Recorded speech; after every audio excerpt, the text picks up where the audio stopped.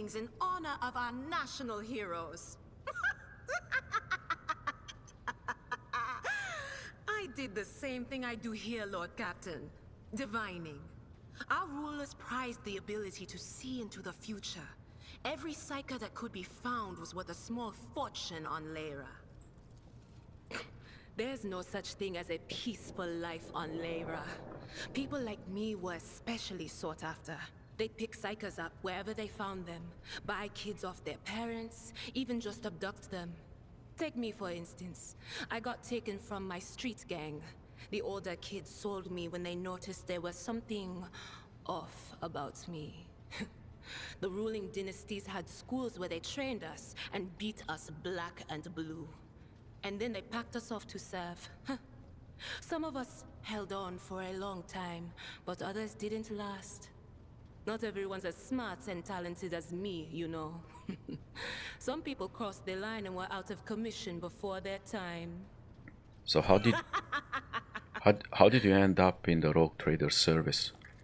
Theodora von Valancius paid a visit to the ruler I was serving at the time. I don't know what the visit was for, and it's no business of mine anyway. I can still remember the way the voices in my head changed when I looked at her. They were practically screaming. She had so much behind her, and plenty ahead of her too. And as I gawped at her, all of a sudden I heard a whisper. A hint, a suggestion, nothing more. But I know the difference between idle chatter and a real threat. I seized my chance and approached Theodora.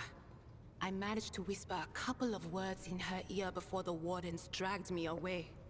They beat me and locked me up. No wonder. It wasn't my place to converse with outsiders. And then, Theodora's people came for me. They broke down the wall, butchered their guards. Also, I could tell them my warning in full. So, I said the rest, but I didn't want to go back to my old life. And so I entered the service of the von Valancius dynasty. Have you ever been off the ship? A few times. Not many. And if I think about it, why would I want to? I've got everything I need here. All the whispers I hear are familiar ones. They almost feel like family. And if I want to hear about the nightmares off the ship, I can. After some Amasek. But don't go getting the wrong idea. If I have to, I'll follow you to the edge of the galaxy. Let's talk about something else. Of course, Lord Captain. What's it like being a psyker? Lord Captain, forgive me. But it would be like talking to a person born blind about colors. I could spend hours explaining, but it wouldn't make any sense to you. Every psyker feels their connection with the warp in their own way. One person might see spots and shadows out of the corner of their eye. Another feels fingers running down their spine. As for me, I've got a door in my head. One that's open just a crack. There's no way to close it, no matter how hard I try. I've just had to get used to the whispers from the other side. When I need to use it for work, I listen in more closely. But I usually just try not to notice it. How do you live with this whispering in your head? Training, habit, and a little Amasek and a couple other things you can get on the lower decks. If you put all those together, it makes things bearable. Sometimes I even wonder if I'm imagining half the voices I hear. You know, when life on board gets a little boring. Better than listening to the living, anyhow. So what would happen if your door burst open? Well, if the door opens, that means somebody's planning to come in, right? But screw them. They're not coming through. Trust me. I know how to keep my valuable head locked up tight. Aren't you afraid of losing control? Only losers who are afraid of their own gift lose control. Or idiots who never figure out what they are before it's too late. Or little kids who want to play around with their shiny new toy. If you don't know the limits of your abilities, or you're always bouncing around in your own head, that's a recipe for disaster. But can you see my future? All right. That's what I'm here for, after all. So, I'm just going to lean on that door in my head a little more, prick up my ears, and listen to what the warp's got to say about you. If you'll allow it, I can listen right now. Sure. All right. Let's hear what they're whispering about you. Idira laughs, rubs her hand together, and suddenly freezes with a vacant smile on her face, her head slightly tilted. You feel goosebumps appear on your skin, and your color begins to waver ever so slightly, as if moved by a breeze from a half-open door. Seek not on firm ground, but in a golden hall suspended in the void. There waits a child without kin, but with a name blind to truth. She draws the brush across the canvas and does not notice that her palette is full not of paint, but of blood. And with each smear, this well does not deplete, but fills and fills up to the brim. One thing is clear. When this vessel overflows, none will remain unstained. Among the blind men and false prophets, a red-robed sage seeks the answer to a question. He does not know that it is not the answer he must seek, but the question that will draw everything into focus. Will you help him, rogue trader? But mark that sometimes ignorance is sweeter than oblivion. A chained hound chases after glimmers of the aurora, but sparks in the scent of oil confound his nose. A chain trails after him. What will happen if you pick it up? Will you become his master, or merely another beast in the pack of his true lord? The glow of dawn bursts forth from its prison. Dungeon walls cannot contain the dark essence wallowing in the dust. A naive cub pushes his nose into a familiar hand, one that holds death in twisted glass. Cherish it or cast it off as a burden. The sword of change has already been raised. What is one more life to it? I'm sorry, Lord Captain. The voices are going wild. I can't make out a thing. I'll try to rein them in, somehow. But for now... I'd like to hear your augury, Idira. What awaits me in the future? All right. Let's hear what they're whispering about you. Idira laughs, rubs her hands together, and suddenly freezes with a vacant smile in her face, her head slightly tilted. I'm sorry, Lord Captain. The voices are going wild. I can't make out a thing. I'll try to rein them in, somehow. But for now... Okay. She cannot read my future for now. Do you know Theodora von Valancius well? None of the officers knew the Lord Captain well. Not even Abelard, and she was always closer to him than anyone else. She told me from the off if I ever listened to anything in the warp about her without her permission, I'd be going out through the airlock. I'm not an idiot, so I never stuck my nose where it didn't belong. Only when I was asked. You? It's hard to wrap my head around the fact that she's gone. Lady von Valancius gave me everything I have. She opened the stars to me and the paths between them. I still think I can hear her voice. Things are strange between you and Argenta, isn't that right? The little sister is afflicted with her own set of voices. Ones that whisper to her about corruption and heresy. The silly girl doesn't realize that if she wants to find the source, she needs to start by looking in her own head. Alright. I must take my leave. Of course. Always at your service. Whenever you need me. Alright. So let's go to another compartment.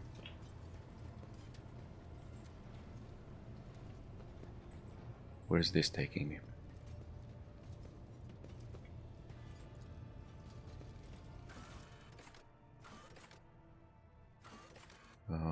Chapel. Let's go to my quarters.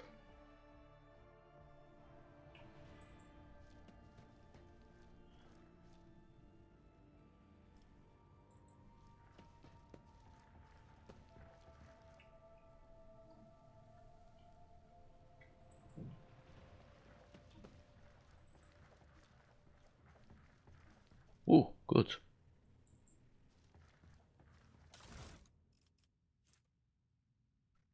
Cracked data slate. The final transaction with the chartists are complete. The Fury Reckoning is now fully equipped. The object has been loaded. Okay, we'll take it. Maybe we're gonna need it. Unfinished letter. His chagrin is irrelevant. Voidgear mistake cost me too much. Years of work, tremendous resources, and all wasted. He has failed at what he was supposed to be irreproachable at, uncovering spies, and this one was a senior officer. I'm not about to discard him. Kunrad has served me for too long for his removal to go painlessly for the Protectorate. Besides, he is no fool. He could not have seriously expected to become the next in the von Valancius line when his skills and talents as Master of Whispers are so valuable. Let his disinheritance serve as a humiliating but instructive lesson from which he may not yet learn. So someone suspected something about Conrad.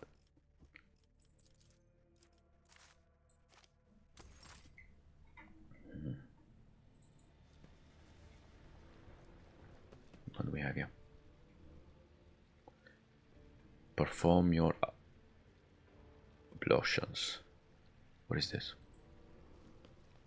Would you like to take a bath, your lordship? Okay, sure.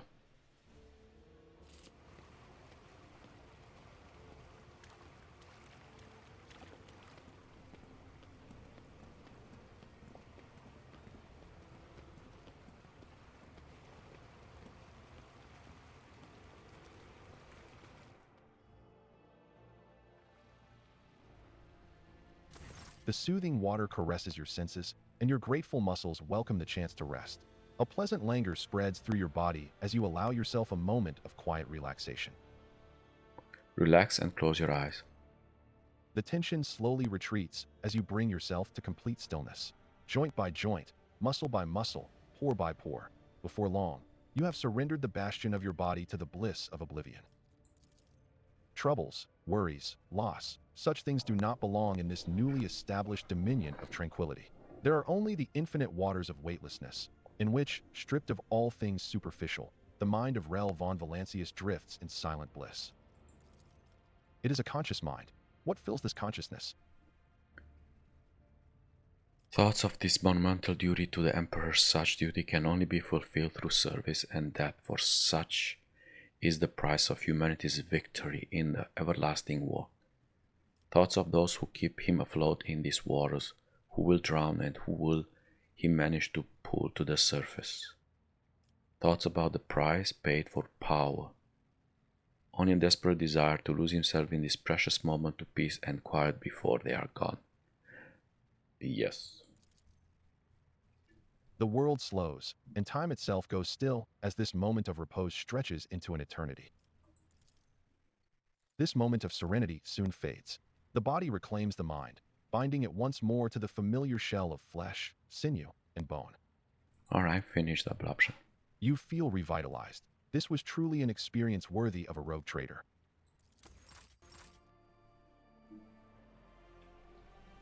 Alright.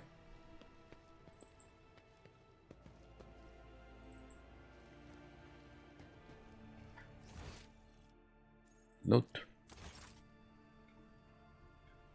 Let's see what goods we have here. Oh, Face of Sovereign.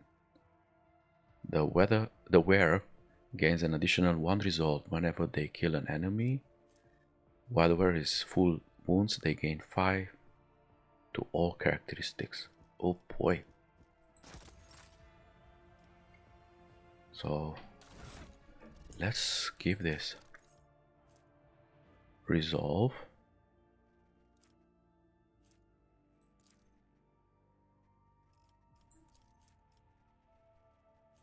Resolve influences how efficiently and for how long characters can fight in battle. It determines the amount of momentum gain. So that this goes all to Genta. One Balasius cloak. Ah, only me? Sure, I wear this. Look at me. All +5s. And you got a fellowship. You.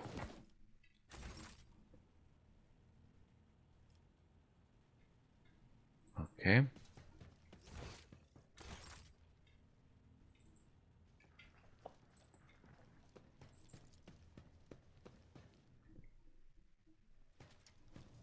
Okay. Let's do this. Let's start going in missions. The events of Warhammer 40k takes place in the vast region of space known as the Koronus Expanse. This sector is composed of numerous star systems, many of which you will get a chance to visit. You will find yourself scouring the void in search of routes leading to new uncharted systems, discovering more routes as you explore the expanse. What you see before you is the map of one such system. Each star system contains objects you can interact with. Sub-objects are marked as points of interest. Move your ship to the pointed up. So here we have this mission. The guide made contact with the Navis Nobilite station. This is this is the prison. New blood machinery keeper. Let's start with make contact with the guide.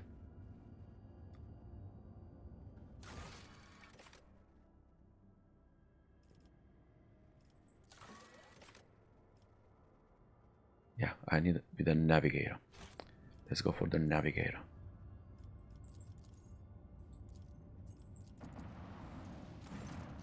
Lord Captain, Astropathic Choirmaster Zachary Wise is asking to speak to you via private channel. Sure. Greetings, your lordship. I can report that the choir is listening tirelessly to the Immaterium in the hope of picking up voices from the dynasty's ships or worlds. However, we have heard something horrifying instead. Amid the Immaterium's tumult, something is screaming. This scream is driving your choir mad. Until it stops, we have no hope of contacting any of the dynasty's worlds. It is coming from the Rykad system's astropathic station. I do not think we have been introduced. Indeed not, and we meet under lamentable circumstances. My name is Zachary Wise, and I am proud to be the choirmaster of your ship's astropathic choir. The duty I perform is to keep you in contact with the Expanse via astropathic messages sent through the warp by trained psykers. What is the nature of this scream? We do not know, your lordship, but it has brought the Immaterium to a boil. It has always been a violent, roaring ocean that could spell doom to any who would consider stepping into its waters. Now, however, it has become a cradle of madness where expelled images fuse together, twisting and cackling, before crashing into the minds of all who perceive it. A mighty warp storm the likes of which I cannot recall rages in the Empyrean, and it fills me with terror. So if the scream stops, will we be able to contact someone? I humbly hope so, your lordship. Perhaps we will manage to send a call for aid to the Von Valancius worlds or one of the dynasty's allies. We are going to pay a visit to that station. Thank you, your lordship. But let's go here. Lord Captain, reporting. The heralds of the Novice Nobilite continue to maintain Vox silence. Perhaps due to Urak V being off limits to visitors. We intercepted signals from the beacons drifting in the station's orbit. The demands are clear. We are told to turn the ship around immediately. Ooh. We have also detected an accumulation of space debris near the station's docks. Presumably, it is the remains of interplanetary shuttles. Perhaps the esteemed Novice Nobilite house requires aid, and therefore cannot respond to our Vox transmission. Contact the station again. I will negotiate personally. The Vox relays the cadent sound of grinding gears and clicking tumblers. I am sorry, Lord Captain. The station does not reply even after an official greeting by a rogue trader and the declaration of your intent to negotiate in person.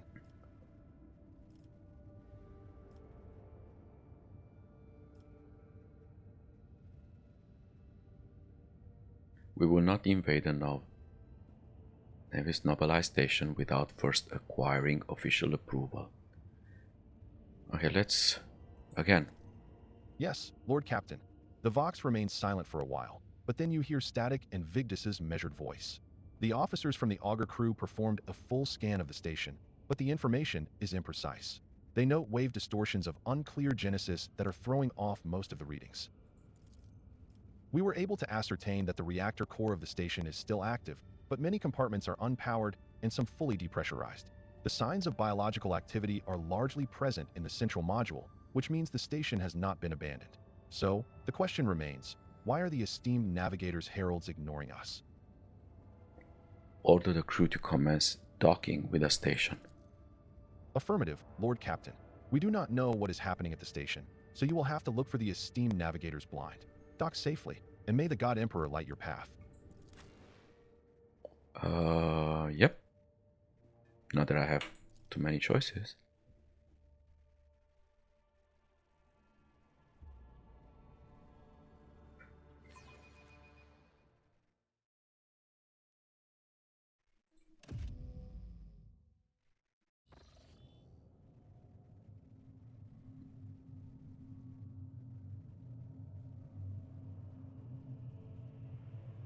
Something bad happened here too. Pathetic worm.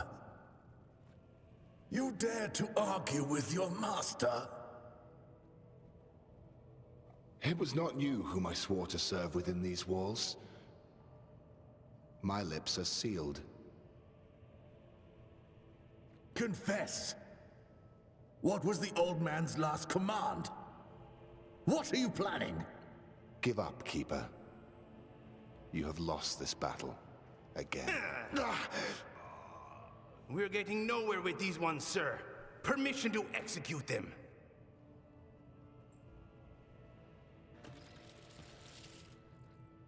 Wretches.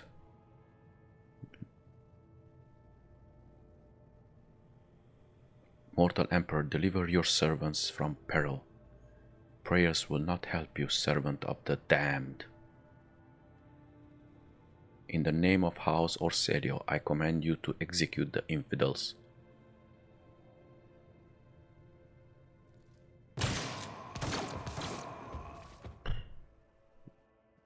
That's not good. Not a step further. Master, we have some strange guests on the station.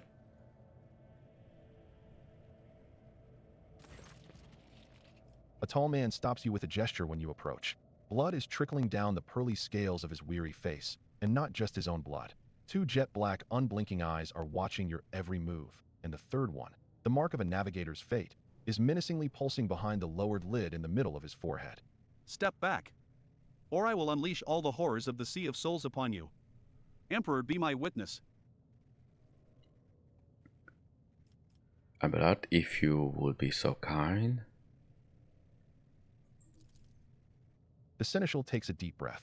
Before you stands his lordship the rogue trader Rel von Valancius, heir to the greatest protectorate in the Koronus Expanse and bearer of the sacred warrant of trade.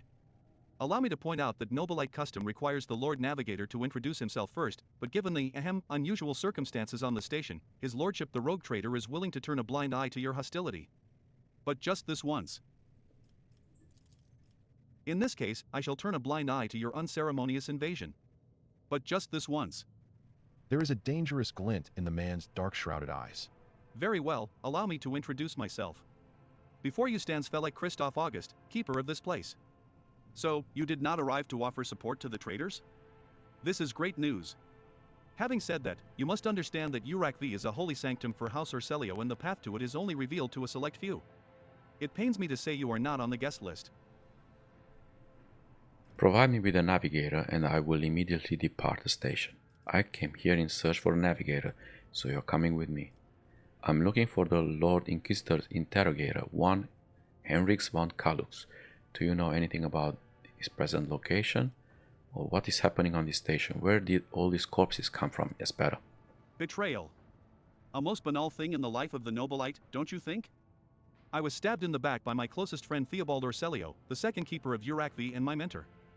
On his instructions, my own people sabotaged the generators, blew up the shuttles, and brutally massacred the loyal servants of my mistress.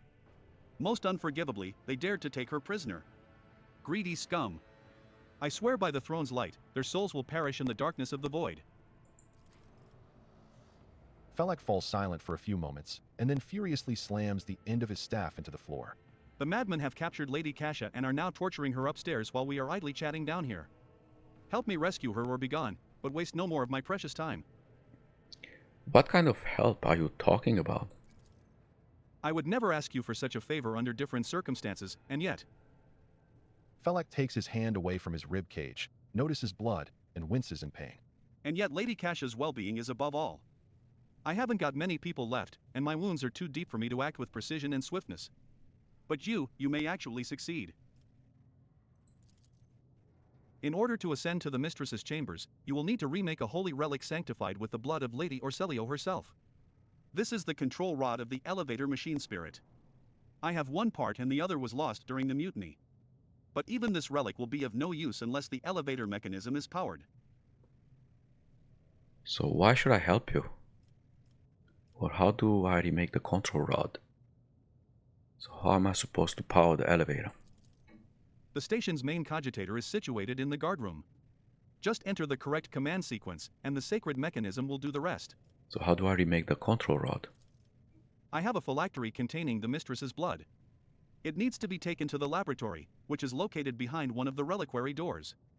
The most ancient of sacred mechanisms will help to rebuild the rod. The tech priest ceaselessly performed the rites of appeasement so that the machine spirit would serve the house in its time of need.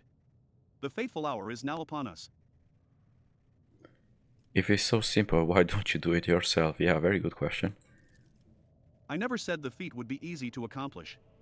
The path to the laboratory and the guardroom is blocked by the very same madmen who took over the station. They will not negotiate and are not afraid of displeasing the novice nobilite or incurring the Emperor's wrath.